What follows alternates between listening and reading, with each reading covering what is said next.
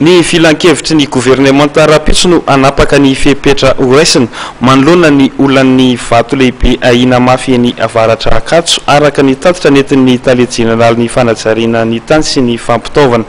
Efa napetraka eny amin'ny primature ny valin'ny fanadidina sy sosokevitra entin'ireo teknisianina.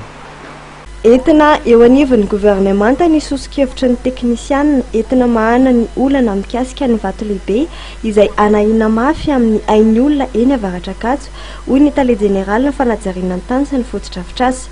Vita ny farany herinandro teo ny fanadihadiana ifotony ataon'ireo teknisianina avy amin'ny komity interministerialy.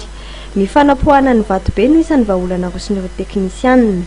Nanamafy ny antso ho an'ny mpony eny toerana mba anaiky ny fandaminana ity tompona andraikitry ny fitondram-panjakana ity mba hiarovana ny ain'izy ireo. Tonga amin'ny fanapahan-kevitra ara-teknika zany ny ireo le komité interministériel izay manara-maso ary nanao ny fanadihadiana dia ampahafantarina eto fa ho atolotra ny fitondram-panjakana androany ary hodinina eo anivon'ny conseil de gouvernement Rapitso maraina zany ireo fanapahan-kevitra izay tsy maintsy horaisina. Aorianan'izay fanapahan-kevitra eo anivon'ny gouvernement izay dia mety tsy maintsy isy ny fanapahan-kevitra horaisina ny amin'izay isorohana sy ilay tenentsika hoe tena hoe intervention proprement dite mikasika an'ireo vato ireo.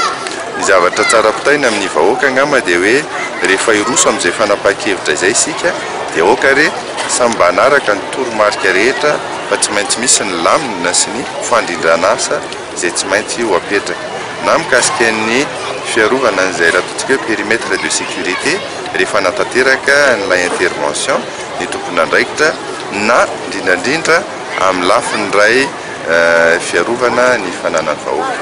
Ny tsara fotsiny io marihana dia hoe rehefa isy ny intervention izay rahantsika mahafantatra moa ny toetra ny zavatra misy eny dia ny resaka dégâts matériels dia mety tsy azo ialana fa kosa ny resaka dégâts humains ny resaka faharatrana sy ny fahamoizana an'olona raha miara-miasa itsika dia mampananteny izay fa azo atao ny misoroka an'izay. Mikasika ny tunnel Ambandi efa misy ny fepetra fanaraha-maso maritra apetraka eny toerana ahafahana mitila ny fivoarana fotodrafitrasa ka andraisana fepetra mifanaraka amin'izany raha sanatrika misy ny ahihiny.